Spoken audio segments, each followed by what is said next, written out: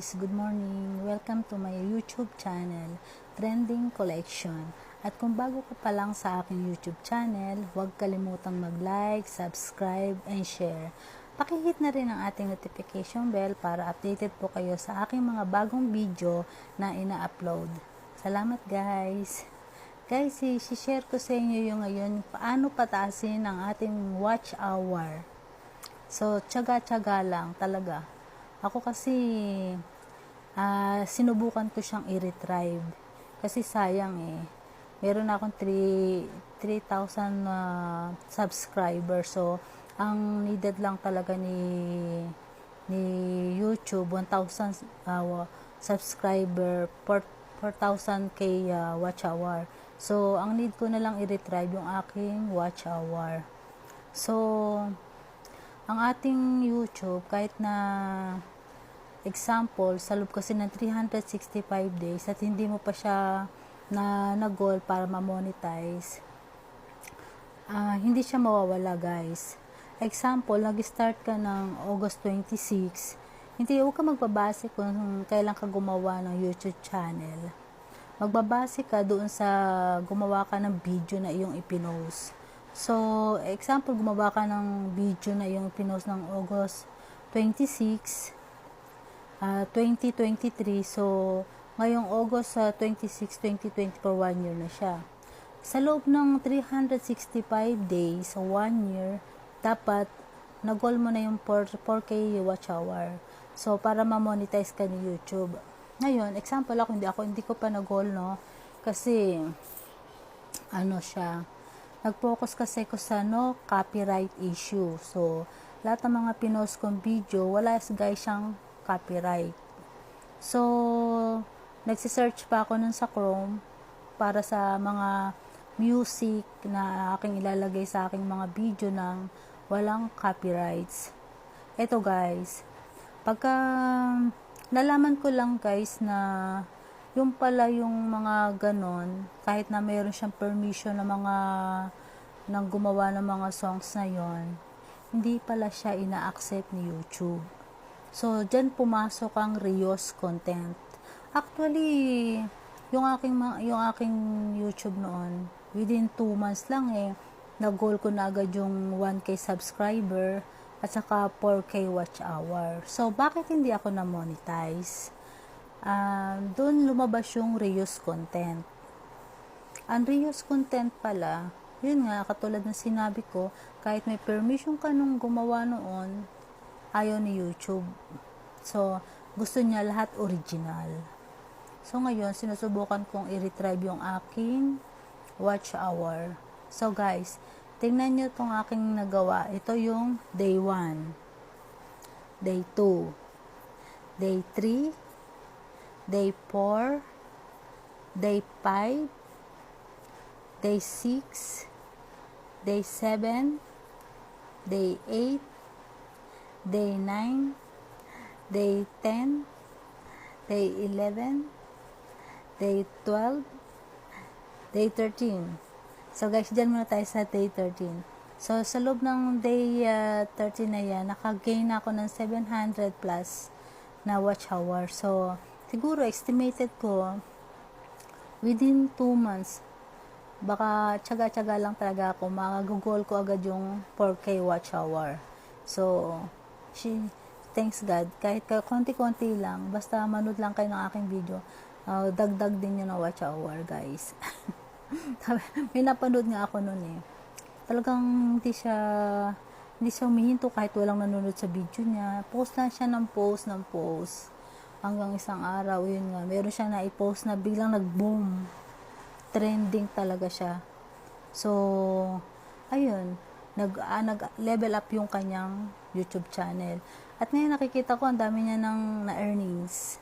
So, yan naman ang purpose ko kaya ako dito sa YouTube na gusto ko ma-monetize.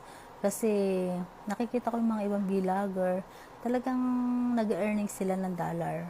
So, hindi man sa ngayon, soon, malay mo, isang araw magul ko lahat, tapos maka-earnings na din ako dito, di ba?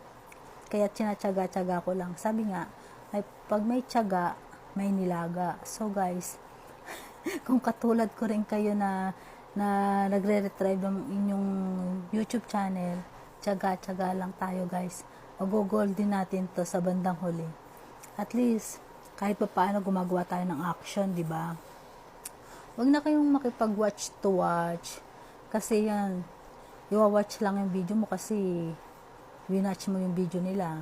So, mas maganda talaga yung gawa tayo ng mga video na kahit na hindi pa masyadong sikat pa, unti-unti naman niya mapapanood ng iba. Pag nagandaan sa video mo yan, malay mo isang araw bigla tayong mag-trending. Mag-trending. So, yan, sinare ko lang sa inyo yung aking pagtsatsaga. Nakaka 13 days na ako. Naka 700 na ako ng watch hour. So, 4,000 yun. So, malaki pa hahabulin, di ba? So, tsaga-tsaga lang talaga. Mag-goal ko rin tong watch hour na to. Sinasamantala ko to hanggang wifi user pa ako. Kasi, alam ko pag uwi na ako ng Pilipinas, data. Malakas yata yun sa pagkain ng load eh. Kaya, yan. Kaya, mag-goal ko lang tong monetization na to para pag uwi ko ng Pilipinas, yan, magbibilagar na lang ako. Yan na lang ang gagawin kong trabaho. Pag ako umuwi ng Pilipinas, magbibilagar na lang ako. Kita ko kasi marami nagbibilagar eh. Nagiging talagang kumikita sila. Sige, kahit na yung syempre, gano'n naman talaga eh. Sa umpisa, pasikat ka pa lang, pasikat ng pasikat. Siyempre, pagka bandang huli na yan, pag laging magaganda yung mga kinokontent mo, so, kada views kasi ang bayad dito kay YouTube eh. So, malay natin, soon, mapapakinabangan ko rin to, diba? So, okay na rin tong pang OFW stress reliever, nakakabawas ng depression, sa mga OFW na katulad ko, yan. Kaysa boyfriend dyan. Magawa na lang tayo ng mga content, yan. Para in the future, malay natin, ito pala yung magbibigay sa atin ng earnings, di ba? Kaya tsaga-tsaga lang ako eh. Kaya post lang. Mag-goal ko rin to, alam ko. Itong 4K watch hour. Kailangan kasi meron akong video na mag-trending. Mahirap maging video creator, especially dito sa Saudi, tapos nandito ka lang sa bahay. Naalala ko nga nung dati eh. Lahat na yata ng iluluto ko na, i-post ko na eh. Ultimo paghiwa ng bawang, sibuyas, lahat. Yan, ginawa ko na. Pati pagluluto ko ng mga pagkain dito ng mga amo, mga Arabo, hindi pa rin. Pero kasi nga, ang hinahanap kasi ng mga tao yung talagang yung kaawaan o kay yung matutuwa sila. Dito kasi, limit lang paggawa ng mga video.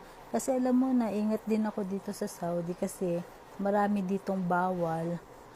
May napapanood nga ako nagdadaan sa aking newsfeed, yung mga katulad ko na OFW, ipopost nila yung bahay ng amo nila, ganito. Yung pala bawal dito yun. Bawal. Pwede pala silang makasuhan ng amo nila. Okay, sabihin mo mabait ang amo mo. Pero pag dumating yung katok niyan, at baliktarin ka pa, so problema malaki pa, di ba? Meron din ganun eh. Yung close sila ng amo nila. Tapos dumating yung time na nagkasaltik yung amo niya, yun, nakasuhan pa si kabayan, tapos pinakulong pa. So, sabi nga, hindi lahat ng araw ay mababait yung mga amo natin. Kaya talagang doble ingat tayong mga OFW. So, okay lang to, na ganito lang. Yung naglalabas tayo ng saloobin, yan. Ito lang muna yung gagawin kong mga video. Para na rin kinakausap ko sarili ko, nakaka-release yung aking stress sa loob. 'Di ba? Thank you guys for watching. Keep watching lang. Mali natin isang araw, mayroon akong post na maibideo na mag-trending. Yan.